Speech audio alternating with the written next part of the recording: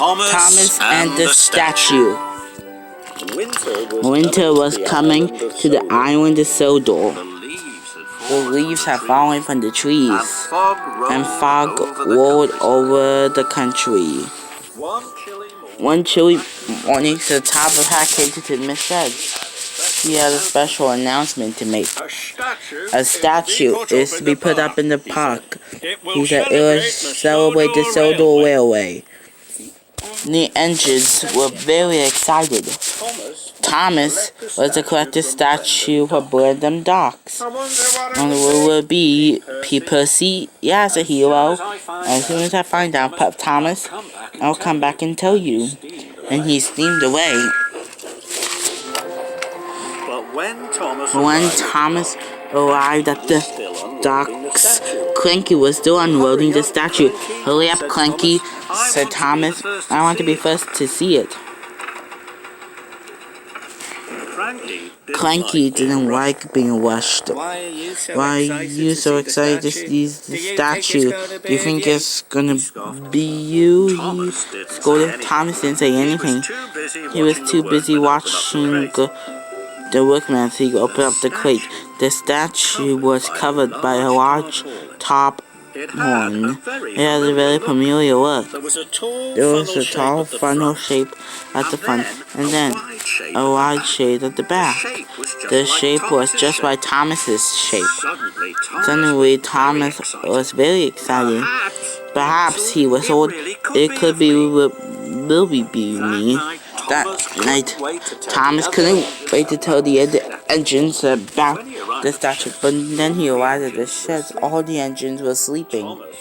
Thomas was too excited to sleep. He peeped his whistle to wake Percy up. Percy, I think the statue is me, boasted Thomas. Really, Thomas? Go on, Percy, that's nice. It will be wonderful to have my very own statue, tooted Thomas. He couldn't wait for morning to come.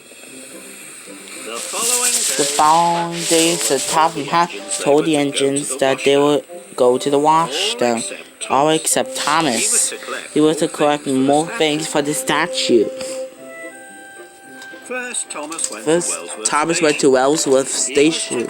He was to collect a special block for the special Stanley. Are you looking forward to seeing my statue? He called to Edward. It might not be your statue, puffed Edward. But Thomas wasn't listening. Thomas arrived at Maywaith Station. He had to collect the special standing for Sir Topham Hatt to stand on. Look, Thomas cried to Emily. Sir Topham Hatt will know the speech when they'll cover my statue. This is going to be your statue, you Emily Huff. You'll see, said Thomas. And he raced away. Choo-choo. Percy arrived as Thomas's trucks were being unloaded. Thomas started to talk to Percy about his statue. Please stop talking about your statue, Percy. Thomas was surprised. No one wants to hear about it anymore.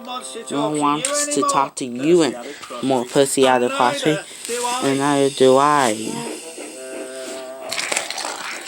Thomas was left all alone. No one was talking to him. Thomas felt very sad. Thomas steamed towards Tidmouth sheds. It started to snow heavily, but Thomas kept going as fast as he could. He had to try to put things right for his friends.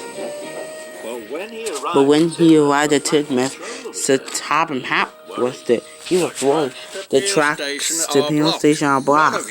None of you will be able to get to the ceremony, he said suddenly. I'll clear the tracks to the Thomas. I don't want you all to miss the party. The other engines were really surprised. They knew Thomas didn't like wearing his snowplow. Clearing the tracks would make Thomas late to see the statue, but Sir Topham Hatt was pleased. You must work very hard, Thomas. He boomed. There was a lot to do. Thomas steamed off. He would not let them down. Thomas felt silly for showing off. No wonder no one was talking to him. There were still lots of tracks to clear, but it didn't matter to Thomas if he was late. Thanks to Thomas, everyone was able to make it to Peel Station. They gathered near the statue. It was covered in snow, but the sun had started to shine, and the snow began to melt. So Topham Hatt told everyone how proud he was of all his engines. But the engines were still thinking about Thomas, and they were still cross. Just then there was a loud smushing noise. A big patch of snow slid off the statue. Then another. The rest of the snow fell into the ground.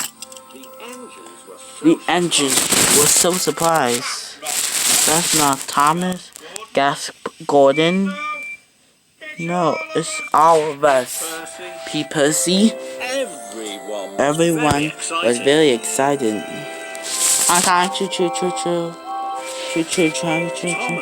Thomas pulled up.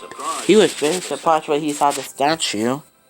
It's not of me at all, he cried. Thomas was very relieved and very happy. I'm very sorry that I had to make you all so cross, he puffed. I think this statue of us all is the best statue it has ever been, and all the engines agreed.